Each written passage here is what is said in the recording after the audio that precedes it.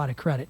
Bill led this discussion for years on how to craft this bipartisan bill. It passed our committee unanimously. What passes in Washington unanimous right now? But it did, and it passed the floor unanimous, or virtually unanimously too. One of the things that's going to fund this is they're going to go after people who haven't paid their taxes. Is that?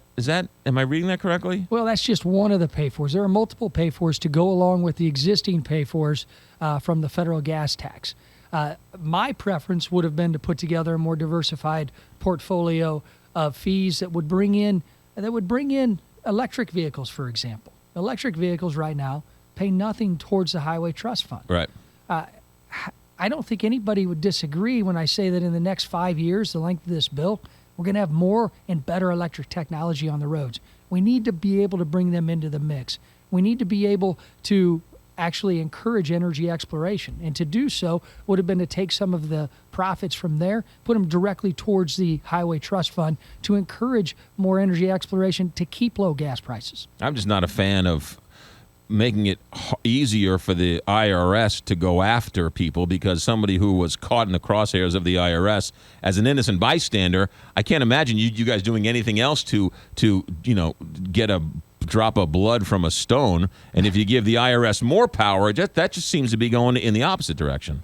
Well, remember, we have other pay-fors that are in there, change to the dividend that the Federal Reserve has. We have other issues that I may not have been my first choice, like selling off the Strategic Petroleum Reserve at a price that would be lower than what it was purchased.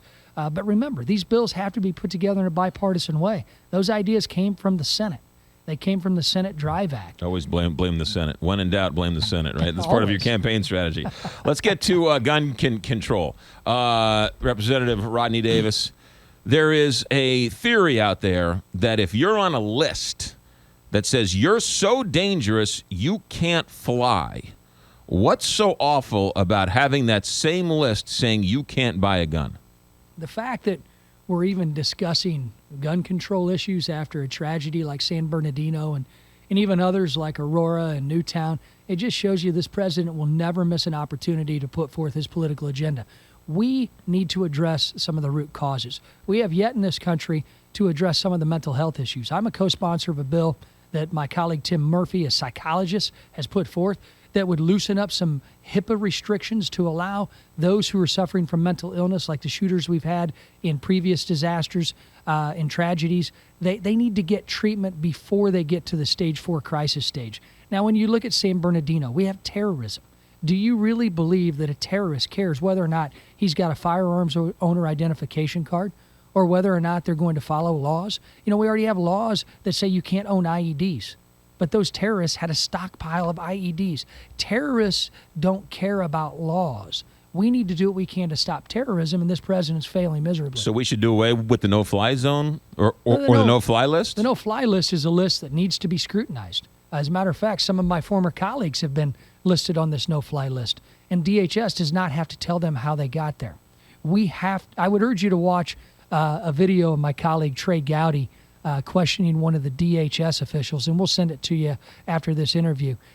The no-fly list and talking about guns related to the no-fly list is a distraction that the Democrats are using to get away from the failed policies of this administration in Syria and in Iraq that have led to this increased terrorist threat here. But I don't think anyone thinks that one law is going to solve any or all of the problems. But if the no-fly list doesn't work, and your colleagues can't fly on it, then why do we have it in the first place? And that's a question that has been asked by many of my colleagues. It's a question that I ask. How do we not fix this problem before we create another problem that could be for law-abiding Americans? Or does a no-fly list actually work? And it's an easy way to say, hey, this doesn't work. So, look, I understand the gun rights people don't want anything to change at all, which is certainly a point of view. But I think a lot of Americans are saying, hey, wait a minute. You can't get on a plane because the American government thinks you might be dangerous enough, and we're not sure, and we're better safe than sorry. What's so terrible about saying, hey, these same people who were afraid to fly should be on a list not to get a gun, not to be able to walk into a store and buy a gun? I guess the question I would ask, how many are walking into the store to buy guns now? I don't know. Exactly. These are questions that need to be answered before we come up with a policy that may impact innocent Americans, like some of my former colleagues. Like when he was alive, Senator Ted Kennedy was placed on the no-fly list. And one of my colleagues I talked to who was placed on it just a few short years ago, I talked to him about it on the House floor last week. He said, I went to the Department of Homeland Security and asked them, who put me on this? And they would not tell him. They could not give him the answer. That's a violation of our constitutional rights as Americans. And these are some of the rights that I've raised my right hand to vow to uphold and protect. This no-fly list needs to be scrutinized right now, and maybe that's the opportunity we need to take. Would you be would you be in favor of doing away with the no-fly list? Because clearly, if that's the case, for these people it's not working. Are you saying you would prefer the no-fly list to go away? I would prefer a no-fly list that actually impacts those who want to hurt Americans rather than innocent Americans who may share the same or similar names. These are, excuse me, McGraw, these are some of the issues that we in Congress have to face every day, where we're left cleaning up some of the messes from years ago that were implemented by Republican and Democrat Congresses and presidents. And now we have to make sure that we don't infringe upon the constitutional liberties of innocent Americans like this no-fly list has. I'm not saying get rid of it. I'm saying let's make it better. Let's focus our energies on those who want to hurt Americans. Representative Rodney Davis, who are you supporting for president? The Republican winner. You don't know. If it's Donald Trump, are you going to support Donald Trump? Against Hillary Clinton, yes.